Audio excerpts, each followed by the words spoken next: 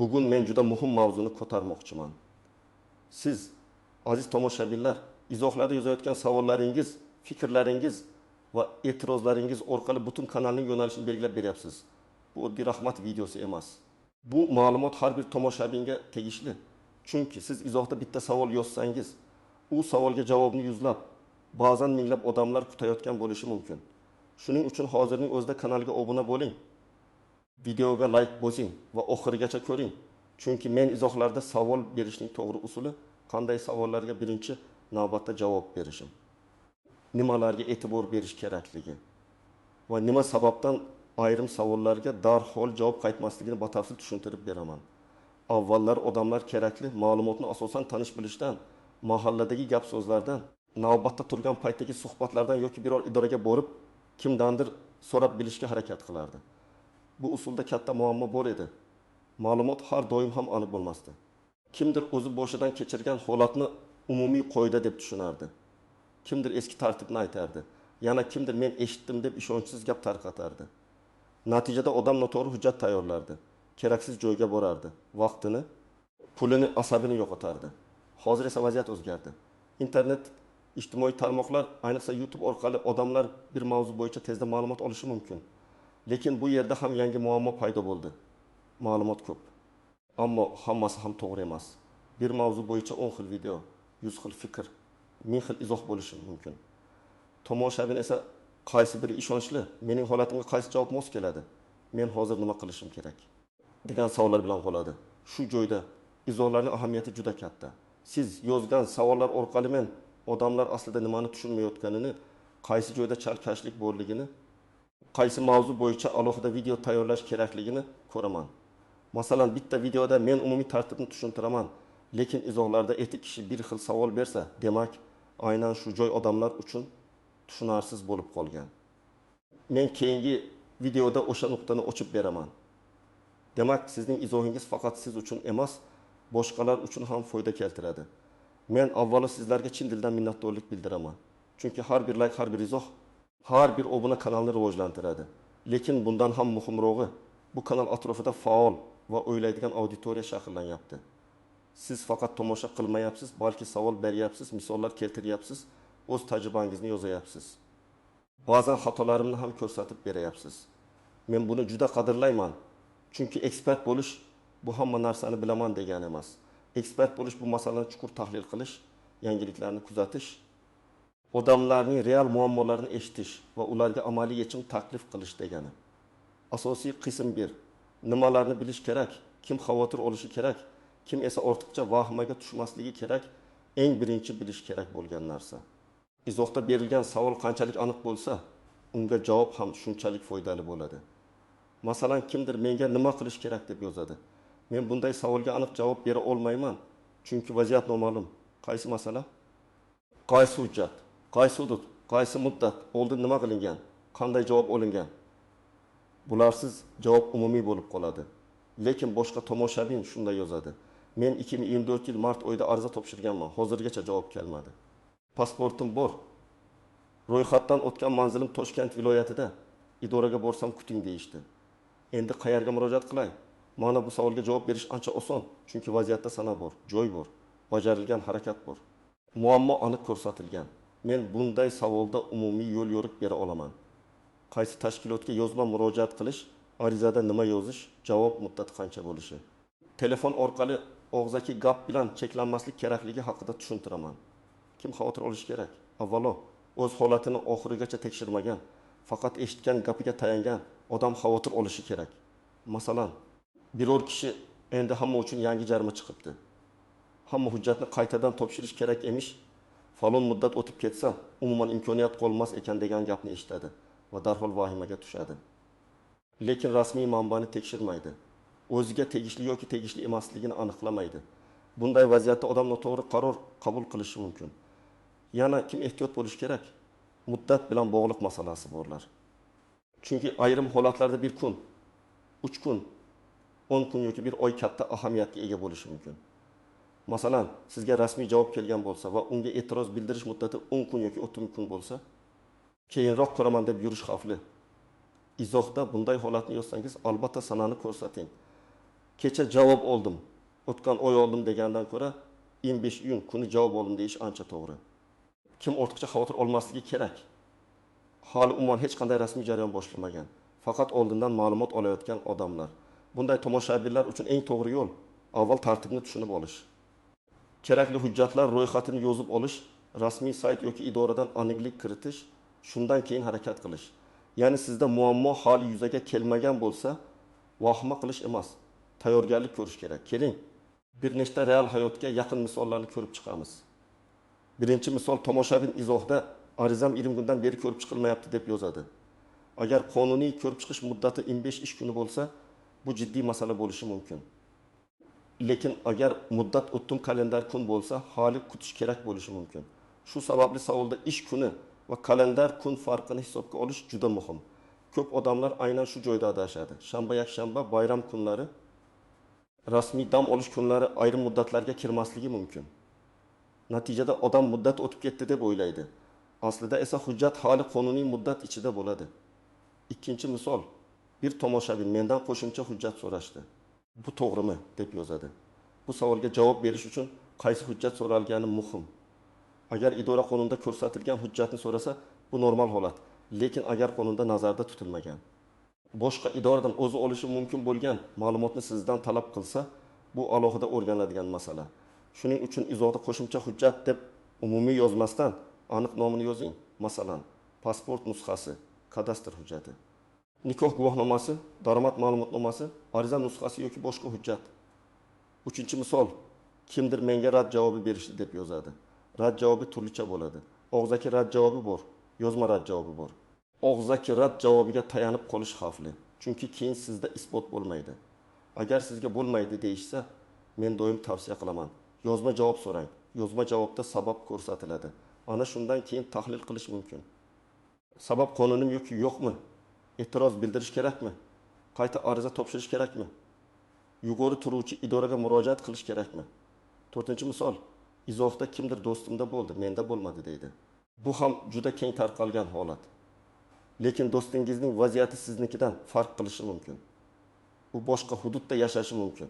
Hujjatlari to'liq bo'lishi mumkin. Ariza topshirgan sanasi boshqa bo'lishi mumkin. Eski tartibga tushgan bo'lishi mumkin yoki aksincha sizda imtiyoz bor, unda yo'q bo'lishi mumkin. Shuning uchun men doim aytaman, boshqalarning tajribasi foydali, lekin u sizning holatingiz uchun avtomatik qoida emas. Izohlardagi savollar menga yana bir narsani ko'rsatadi. Odamlar ko'pincha masalaning eng muhim joyini emas, tashqi belgilarini yozishadi. Masalan, navbatda turibman, xodim yomon gapirdi, telefonni ko'tarishmadi deb yozishadi. Bular ham muhim, albatta. Lekin huquqiy yoki amaliy yechim topish uchun asosiy faktlar kerak. Siz qachon murojaat qildingiz? Murojaatingiz ro'yxatga olindimi? Sizga kirim raqami berildimi? Javob muddati qancha? Yozma javob bormi? Talab qilingan hujjatlar ro'yxati bormi? Mana shu faktlar bo'lmasa, muammo hissiy darajada qoladi, amaliy yechim esa qiyinlashadi. Endi eng muhim nozik jihatlarga o'tamiz. Birinchi nozik jihat, izohda shaxsiy ma'lumotlarni ochiq yozmang. Pasport raqami, JSSHIR, telefon raqami, karta raqami, to'liq manzil, hujjatning seriya raqami kabi ma'lumotlarni ommaviy izohda yozish xavfli. Chunki izohni faqat men emas, boshqa odamlar ham ko'radi. Internetda firibgarlar ham bo'lishi mumkin. Ular sizning shaxsiy ma'lumotlaringizdan foydalanib, sizga zarar yetkazish ehtimoli bor. Shuning uchun savol berayotganda vaziyatni tushuntiring, lekin maxfiy ma'lumotlarni yashiring. Masalan, men 1990-yilda tug'ilganman, Farg'onada yashayman, arizam 2 may kuni topshirilgan, hozirgacha javob yo'q deyish mumkin. Lekin pasportim AMA 2234567, manzilim falon ko'cha, uy falon, telefonim falon deb yozish kerak emas. Agar hujjat matnidan parcha keltirsangiz ham, shaxsiy raqamlarni o'chirib yozing. Bu sizning xavfsizligingiz uchun. Ikkinchi nozik jihat. Men izohlarda berilgan har bir savolga individual yuridik yoki rasmiy qaror sifatida javob bera olmayman. Men ekspert sifatida umumiy tushuntirish, yo'nalish, amaliy maslahat beraman. Lekin har bir holatda yakuniy xulosa hujjatlarini ko'rish, qonuniy asoslarni tekshirish, sanalarni solishtirish va rasmiy javoblarni o'rganish orqali qilinadi. Shuning uchun sizning bitta gapingiz bilan men shunday qildim deb emas. Men yo'nalishni tushundim, endi rasmiy tartibda tekshiraman deb yondashish to'g'ri bo'ladi. Uchinchi tuzoq, eski videolar va yangi tartiblar. Ba'zi mavzularda tartiblar o'zgarib turadi. Men video chiqargan paytda ma'lumot to'g'ri bo'lgan bo'lishi mumkin, lekin keyin qaror, nizom tartib yoki amaliyot o'zgargan bo'lishi ehtimoli bor. Shuning uchun siz eski videoga izoh yozayotgan bo'lsangiz, albatta hozir ham shu tartib amal qiladimi deb so'rang. Men ham imkon qadar yangilangan ma'lumot berishga harakat qilaman. Lekin tomoshabin sifatida siz ham sanaga e'tibor bering. Video qachon chiqqan, izohlardagi javoblar qachon yozilgan, bu juda muhim. 4-nozik jihat hududiy farqlar. Qonun umumiy bo'lishi mumkin. Lekin amaliyot hududlarga qarab farq qilishi mumkin. Masalan, bir viloyatda elektron navbat yaxshi ishlaydi. Boshqa joyda odamlar hali ham ko'proq idoraga borib so'rashga majbur bo'ladi. Bir tumanda xodimlar hujjatlarni tez ko'rib chiqadi. Boshqa joyda kechikishlar bo'ladi. Bu tartib boshqacha degani emas, lekin amaliy jarayon farq qilishi mumkin. Shuning uchun izohda hududni umumiy ko'rsatish foydali. Masalan, Samarqand viloyati, Toshkent shahri, Qashqadaryo, Andijon kabi 5-tuzoq hamma shunday deyapti degan gap. Internetda bir gap ko'p takrorlansa, odamlar uni haqiqat deb qabul qila boshlaydi. Lekin ko'p takrorlangan gap har doim ham to'g'ri bo'lmaydi. Masalan, kimdir noto'g'ri tushungan ma'lumotni yozadi, boshqalar uni ko'chirib tarqatadi, keyin u xalq orasida ma'lum bo'lgan qoidaga aylanadi. Bunday vaziyatda men doim rasmiy manbaga qarashni tavsiya qilaman. Qonun hujjatlari, davlat xizmatlari portali, vazirlik yoki tashkilotning rasmiy sayti, rasmiy javoblar, izohlar yordam beradi, lekin yakuniy asos rasmiy manba bo'lishi kerak. 6-nozik jihat, savol ohangi. Men har qanday tanqidni qabul qilaman. Agar u mazmunli bo'lsa, siz noto'g'ri aytdingiz deyish mumkin, lekin yoniga asos yozilsa juda yaxshi. Falon qarorda boshqacha yozilgan. Mening hududimda bunday amaliyot yo'q. Mana bu sanadan keyin tartib o'zgargan kabi bunday izohlar kanalni kuchaytiradi. Lekin haqorat, kamsitish, boshqa tomoshabinlarni mensimaslik, millat, hudud yoki kasb bo'yicha yomon gapirish foyda bermaydi. Men bunday izohlarni qo'llab-quvvatlamayman. Chunki bu yerda maqsad bahslash emas, muammoni hal qilish. 7-nozik jihat. Ba'zan savolga javob berish uchun yangi video kerak bo'ladi. Izohda juda katta mavzuni bitta jumlada so'rashingiz mumkin. Lekin javobi 20 daqiqalik tushuntirish talab qiladi. Masalan, murojaat rad etilsa nima qilish kerak degan savol juda keng. Unda ariza turi, rad sababi, muddat, yuqori idora, sudga murojaat qilish tartibi, dalillar, hujjatlar kabi juda ko'p masala bor. Shuning uchun men ayrim savollarga izohda qisqa javob beraman, ayrimlarini esa alohida video mavzusi sifatida olaman. Agar savolingizga darhol javob bo'lmasa, bu e'tiborsiz qoldirildi degani emas. Ehtimol men uni kengroq ochib berish uchun tayyorlayotgan bo'lishim mumkin. Endi juda aniq ko'rsatmalar beraman. Agar siz izohda savol bermoqchi bo'lsangiz, avvalo savolingizni tartibli yozing. Birinchi jumlada muammoni ayting. Menga rad javobi keldi. Arizam ko'rib chiqilmayapti. Qo'shimcha hujjat so'rashdi. Muddat o'tib ketdi. Qaysi idoraga murojaat qilishni bilmayapman kabi. Ikkinchi jumlada sanani yozing. Qachon murojaat qildingiz? Qachon javob oldingiz? Qachon muammo boshlangan? 3-jumlada hududni umumiy ko'rsating. 4-jumlada siz allaqachon nima qilganingizni yozing. 5-jumlada aniq savol bering. Masalan, yaxshi savol shunday ko'rinadi. Men 3 aprel kuni ariza topshirganman. Toshkent viloyatida yashayman. Arizam ro'yxatga olingan, lekin 35 kundan beri javob yo'q. Telefon qilsam kuting deyishdi. Endi yozma shikoyat qilishim kerakmi yoki yana kutaymi? Mana bunday savolga javob berish oson. Yomon savol esa shunday bo'ladi. Menga yordam bering, nima qilaman? Bu savolda men sizga qanday yordam berishni bilmayman. Siz shifokorga borib og'riyapti desangiz, shifokor qayeringiz og'riyapti, qachondan beri, qanday belgilar bor deb so'raydi. Xuddi shunday izohda ham vaziyatni tushuntirish kerak. Agar sizda hujjatli masala bo'lsa, quyidagi hujjatlarni tayyorlab qo'ying. Birinchisi, ariza nusxasi yoki ariza topshirilganini tasdiqlovchi raqam. Ikkinchisi, sizga kelgan yozma javob yoki xabarnoma. Uchinchisi, talab qilingan hujjatlar ro'yxati. To'rtinchisi, avvalgi murojaatlar bo'lsa, ularning sanasi va javoblari. Beshinchisi, agar to'lov, jarima yoki majburiyat bo'lsa, uning summasi va sanasi.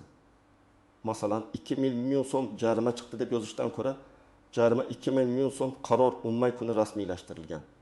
Men 10 may kuni xabar topdim deb yozish ancha foydali. Agar siz idoraga murojaat qilmoqchi bo'lsangiz, og'zaki gap bilan cheklanib qolmang. Albatta yozma ariza qoldiring yoki elektron murojaat yuboring. Arizada ism, familiyangiz, aloqa ma'lumotingiz, murojaat mazmuni, aniq talabingiz va iloji bo'lsa, ilova hujjatlar ro'yxatini ko'rsating. Iltimos, masalani hal qilib bering degandan ko'ra. Falon sana topshirilgan arizam bo'yicha ko'rib chiqish natijasi haqida yozma javob berishingizni so'rayman deyish ancha kuchli. Chunki bu yerda talab aniq. Agar sizga og'zaki bo'lmaydi deyishsa, iltimos, rad etish sababini yozma tarzda taqdim eting deb so'rang. Ko'p holatda masala aynan shu joyda oydinlashadi. Yozma javob bo'lsa, uni tahlil qilish mumkin. Yozma javob bo'lmasa, sizda bahslashish qiyin bo'ladi. Shuning uchun har doim hujjatlashtirishga odatlaning. Hujjat bor joyda aniqlik bo'ladi. Aniqlik bor joyda himoya imkoniyati kuchayadi. Agar siz izohda boshqa tomoshabinning savoliga javob bermoqchi bo'lsangiz, juda ehtiyot bo'ling. O'z tajribangizni yozing, bu foydali. Masalan, men ham shunday vaziyatda bo'lganman. Ariza raqamini olib qayta murojaat qilganman. 10 kundan keyin javob kelgan deyishingiz mumkin. Lekin aniq shunday qiling. Boshqa yo'l yo'q deb qat'iy hukm chiqarishdan saqlaning, agar huquqiy asosni bilmasangiz. Chunki boshqa odam sizning gapingizga ishonib noto'g'ri qaror qabul qilishi mumkin. Men sizlardan yana bir narsani so'rayman.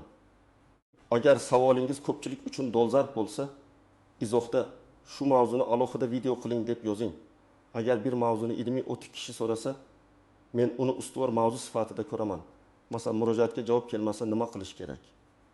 Rad javobiga qanday e'tiroz yoziladi? Qanday hujjatlarni talab qilishlari mumkin? Muddatlarni qanday hisoblash kerak? Elektron ariza topshirishda nimalarga e'tibor berish kerak? Kabi mavzular izohlardan kelib chiqadi. Agar siz videoni ko'rib bo'lgach, ma'lumot sizga foydali bo'lgan bo'lsa, buni ham izohda yozing. Chunki men qaysi tushuntirish uslubi sizga qulayligini shundan bilaman. Kimdir misollar orqali yaxshi tushunadi. Kimdir qadam-qadam ko'rsatmani xohlaydi. Kimdir hujjat namunasini so'raydi. Kimdir eng ko'p uchraydigan xatolar ro'yxatini kutadi. Sizning fikringiz keyingi videolar sifatiga bevosita ta'sir qiladi. Men tomoshabinlarga minnatdorlik bildirar ekanman. Buni shunchaki odob uchun aytmayapman. Haqiqatan ham kanalni sizlar ko'ryapsiz. Men mavzuni tayyorlayman, tahlil qilaman, tushuntiraman. Lekin real hayotdagi savollarni sizlar olib kelasiz. Bir tomoshabin yozgan muammo orqali boshqa odam o'z xatosini oldindan ko'rib qoladi. Bir izohdagi tajriba yuzlab odamga ogohlantirish bo'ladi. Bir tanqid keyingi videoni aniqroq qiladi. Bir like esa videoning ko'proq odamlarga yetib borishga yordam beradi. Shu o'rinda yana bir muhim narsani aytmoqchiman. Like bosish faqat menga yoqimli bo'lishi uchun emas. YouTube tizimi odamlar like bosgan, izoh yozgan. Oxirigacha ko'rgan videolarni boshqalarga ko'proq tavsiya qiladi. Demak, siz like bossangiz, bu ma'lumotni boshqa muhtoj odam ham ko'rishi mumkin. Balki odam aynan shu javobni izlayotgandir. Balki xato qilish arafasidadir. Balki u noto'g'ri maslahatga ishonib qolayotgandir. Sizning bitta laykingiz unga to'g'ri ma'lumot yetib borishiga sabab bo'lishi mumkin. Bugun men sizlarga 3 ta asosiy fikrni yetkazmoqchi bo'ldim. Birinchisi, izohlar juda muhim. Chunki ular kanalning mavzularini va tushuntirish yo'nalishini belgilaydi. Ikkinchisi, savolni aniq, sana, hudud, hujjat va bajarilgan harakatlar bilan yozsangiz, javob ham foydaliroq bo'ladi. Uchinchisi, shaxsiy ma'lumotlarni ochiq yozmang. Rasmiy hujjat va yozma javoblarga tayaning. Eshitgan gap bilan qaror qabul qilmang. Men har biringizga rahmat aytaman. Obuna bo'lganingiz uchun, like bosganingiz uchun, izoh yozganingiz uchun, tanqid qilganingiz uchun, o'z tajribangizni bo'lishganingiz uchun. Sizning faolligingiz bu kanalni oddiy video joylanadigan sahifadan foydali maslahatlar, real savollar va amaliy yechimlar maydoniga aylantiryapti. Endi sizdan so'rayman. Izohlarda yozing. Qaysi mavzuda alohida video tayyorlashimni xohlaysiz? Sizni qiynayotgan eng asosiy savol nima? Qaysi joyda odamlar eng ko'p adashyapti deb o'ylaysiz? Videoga like bosing. Kanalga obuna bo'ling va bildirishnomani yoqib qo'ying.